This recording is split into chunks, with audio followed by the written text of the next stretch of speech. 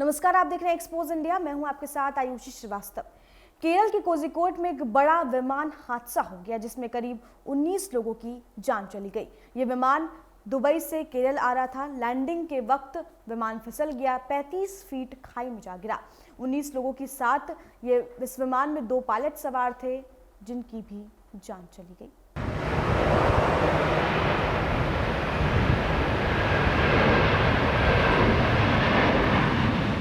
Dubai से 184 यात्रियों और पायलट समेत क्रू के 6 सदस्यों को लेकर कोझिकोड पहुंचा एयर इंडिया का विमान रनवे को पार करता हुआ दीवार से टकराया और 2 टुकड़े में बंट गया।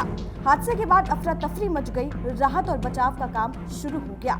DGCA के DG के मुताबिक कम से कम 170 लोग सुरक्षित हैं, लेकिन विमान के दोनों पायलट की मौत हो गई, जबकि कैबिन क्रू के 4 सदस्य सुरक्षित बचा लिए गए।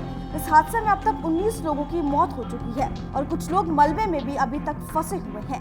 हादसा की पुख्ता वजह जांच के बाद सामने आएगी, लेकिन शुरुआती जानकारी के मुताबिक विमान रनवे को पार कर गया था।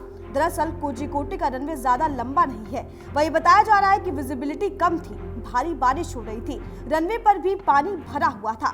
ऐसे में दुबई से उड़ान भरने वाला एयर इंडिया का विमान शाम को करीब 7:41 पर कोझिकोड पहुंचता है। हादसा लैंडिंग के दौरान हुआ।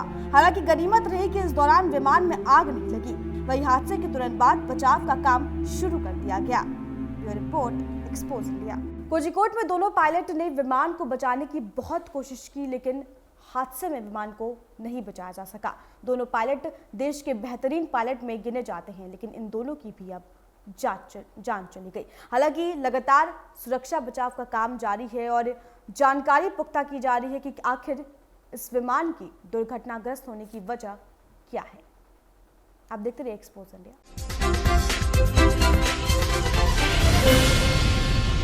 Hi guys, this is Alia Bhatt. You're watching Expose India. Keep watching.